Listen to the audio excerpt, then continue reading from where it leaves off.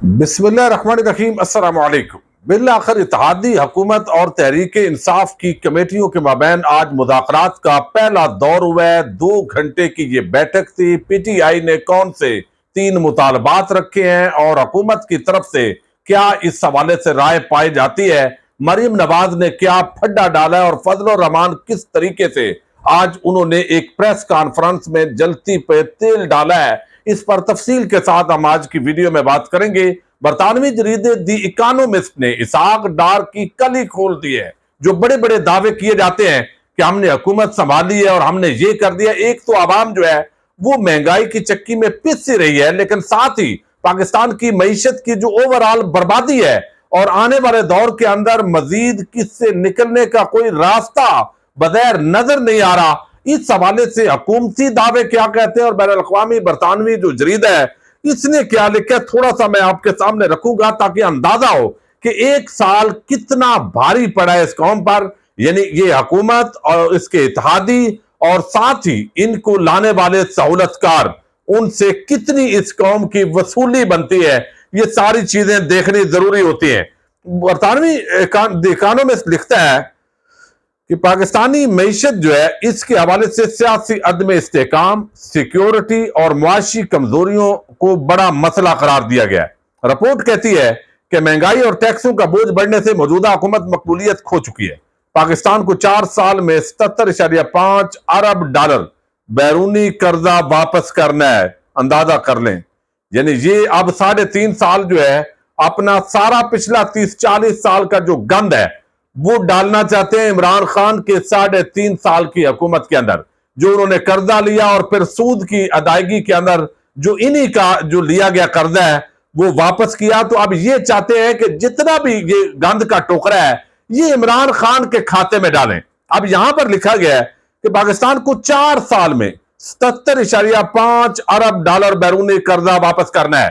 तो अब अगली हुकूमत अगर तहरीक इंसाफ के पास होगी, इमरान खान के पास होगी, तो वो 77.5 अरब डॉलर, जहां पर एक्सपोर्ट तबाह हो गई है, टैक्स कलेक्शन में कमी हो चुकी है, फॉरेन रेमिटेंसेस में कमी हो चुकी है, रुपए की कदर गिर चुकी है।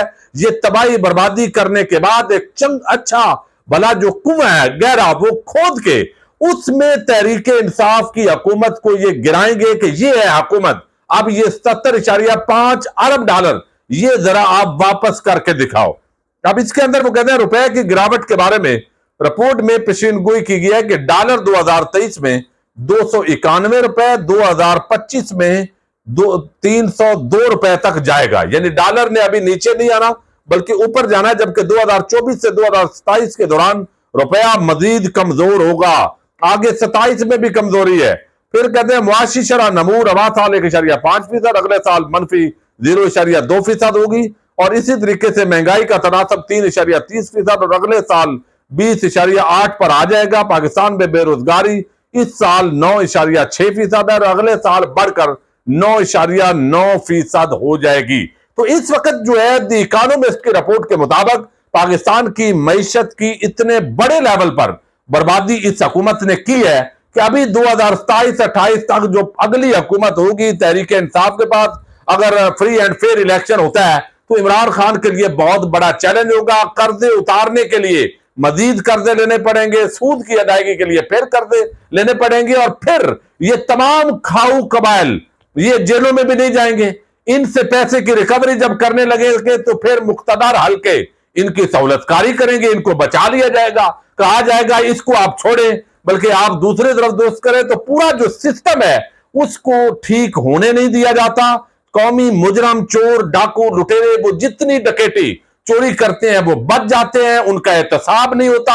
हमारा जो रिफॉर्म्स है वो नहीं होती, हमारा जुडिशियल सिस्टम वो इंतहाई कमजोर है, हमारी पार्लियामेंट वहां पर जो असल मौजूआत हैं उन पर डिस्कशन नहीं होती और मेंबर पार्लियामेंट बनने का मतलब ये लिया जाता है कि अब इसका एहतसाब नहीं हो सकता। तो इकोनॉमिस्ट की जो रिपोर्ट है वो एक खतरे की घंटी है तमाम पाकिस्तानियों के लिए। अब मैं आपके सामने रखता हूं ये आज बड़ा ब्रेक थ्रू इसको कहा जा रहा है, इधर है, इसको ट्रैप कहें जो भी कहें, बहरहाल अदालत ने एक आखिरी मौका दिया है कि सियासतदान आपस के अंदर मिल बैठे और इस वक्त पोजीशन ये है कि सबको फेज 7 की जरूरत है।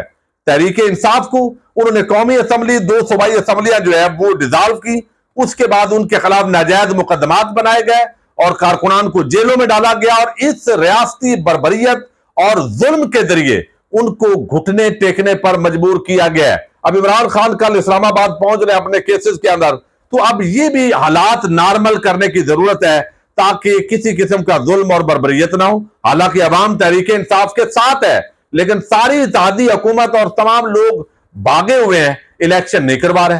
दूसरी तरफ जो इस वक्त इत्तेहादी हुकूमत है उसको भी फेज 7 की जरूरत है। वो चाहते हैं कि किसी बाइज्जत तरीके से हम निकलें।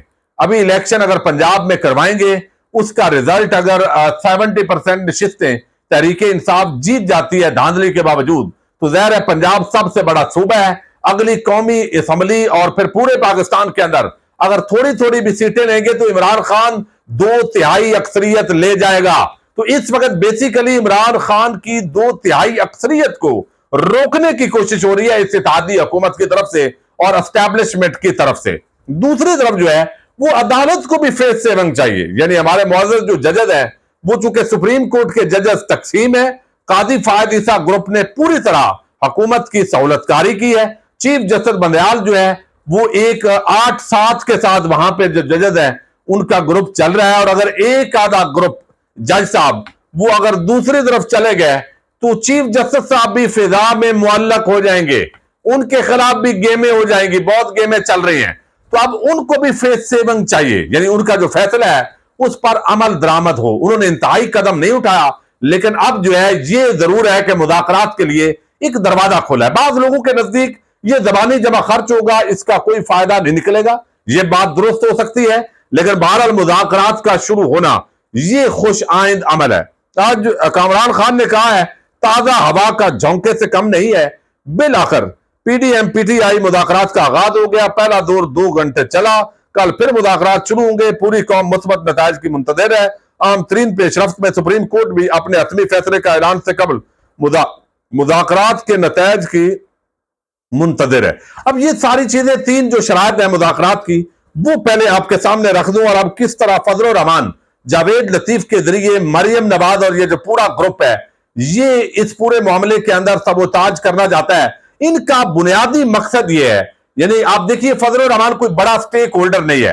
13 कौमी असम्बली की नशिस्तें हैं, चंद जो है वो सेनेट की नशिस्तें हैं, तो वो कोई बड़ा स्टेक होल्डर नहीं है। लेकिन उसको क्यों रखा हुआ है कि जिसको धमकी देनी हो, जिसको एक यानी जैसे सरकारी बदमाश टाइप लोग होते हैं ना, वो सरकारी मौलवी तो हैं ही, लेकिन वो सरकारी उस तरीके से वो धमका रहे हैं ना। उनको आइन वो 73 करते थे, लेकिन अब 3 जो शराइत हैं वो जो रखी गई हैं वो पहले आपके सामने रखनी जरूरी है।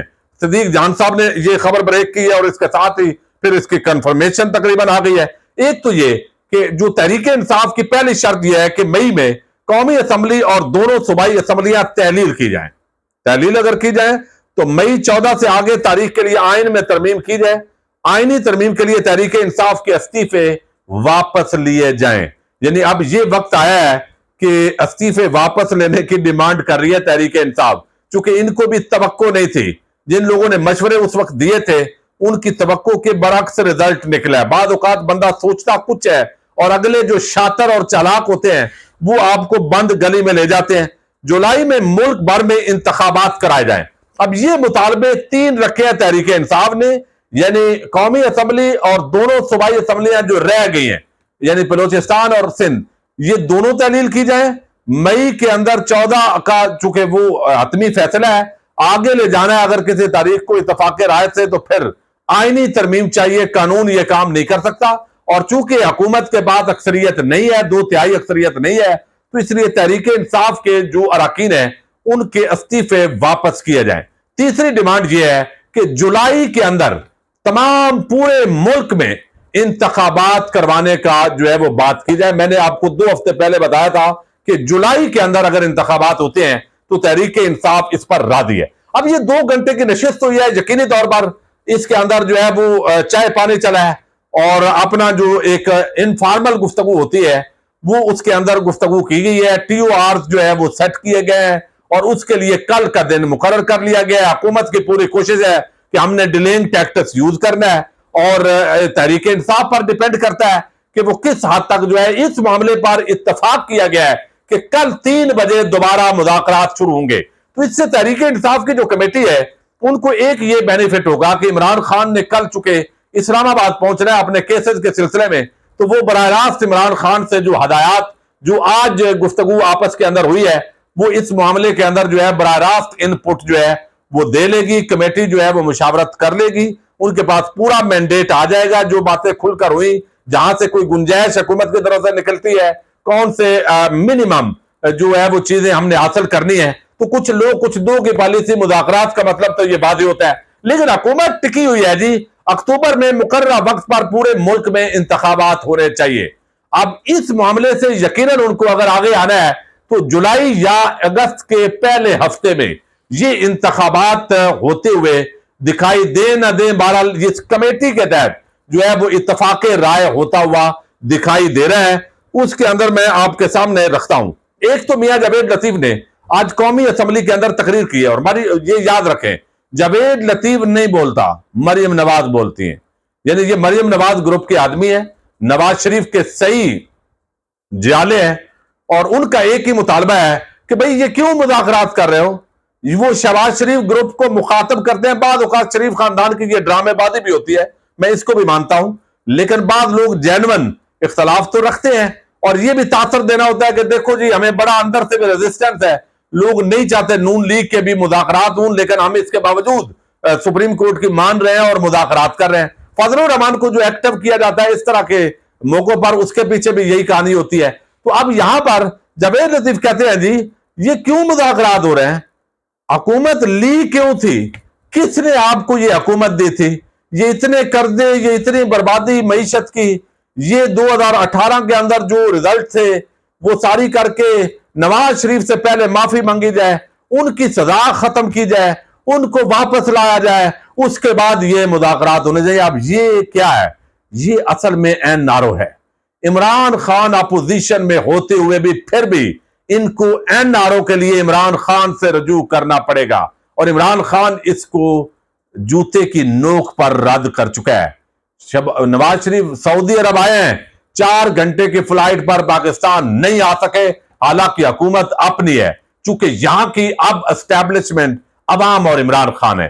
یہ تھوڑا سا وقت رہ گیا اور تبدیلیاں بڑی تیزی کے ساتھ رونما ہو رہی ہیں. دوسری طرف فضل الرحمان جو ہے انہوں نے پریس کانفرنس کی ہے. پریس کانفرنس انہوں نے کہا جی ہم نہیں مانتے یہ کس بندے سے جو ہے وہ مذاکرات کیے جائیں، کس طرح کے مذاکرات کیے جائیں، یہ تو ہیں ہی اس طرح کے.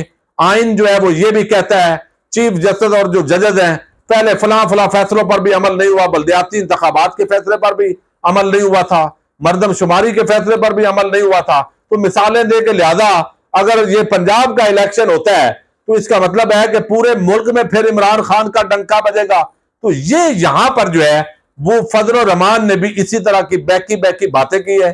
اس کا مطلب بڑا واضح ہے کہ کسی طریقے سے نواز شریف کو این آر او دیا جائے، اور اس معاملے کے ساتھ ہی جو ہے پریشر ٹیکٹس کے طور پر فضل الرحمان کو آپریٹ کیا گیا ہے. وہ جیسے چابی کا کھلونا ہوتا ہے کہ آپ تھوڑا سا یہ شور شرابہ کریں تاکہ ہم کہیں کہ ہمارے اوپر بھی پیچھے سے بڑا پریشر ہے. تو اصل جو سہولت کار ہیں، جو پیچھے اصل طاقت ہے، ظاہر ہے وہ بھی دیکھ رہی ہے کہ عمران خان کو اکثریت نہیں لینے دینی. اس وقت سارے ایک پیج پر ہیں، لیکن اس وقت جو اصل معاملہ ہے اس پر فوکس کرنا چاہیے، اور وہ یہ کہ نگران حکومتیں کس قانون اور آئینی شک کے تحت اس وقت جو ہے وہ قائم ہے 2 صوبوں کے اندر. یہ معاملہ بڑا عام ہے، اور کل دوبارہ مذاکرات ہوں گے. پہلا جو دور ہے اس کے اندر ابتدائی ڈسکشن ضرور ہوئی ہے. حکومت کی جو کمیٹی ہے اس کے اندر نوید قمر، یوسف رضا گیلانی، اور جو ہے وہ اس کے ساتھ ہی آدم نذیر تارڑ، ایاز صادق، اسحاق ڈار ایک ایم کیو ایم کی نمائندہ ہے. تو بہرحال ایک بھاری بھرکم جو یہ ہم کہہ سکتے ہیں کہ سنجیدہ وفد ہے، وفد سنجیدہ ہے، اعلیٰ لیول کا وفد ہے. اور دوسری طرف فواد چودھری، شاہ محمود قریشی، اور جو ہے وہ آپ دیکھ رہے ہیں بیرسٹر علی ظفر.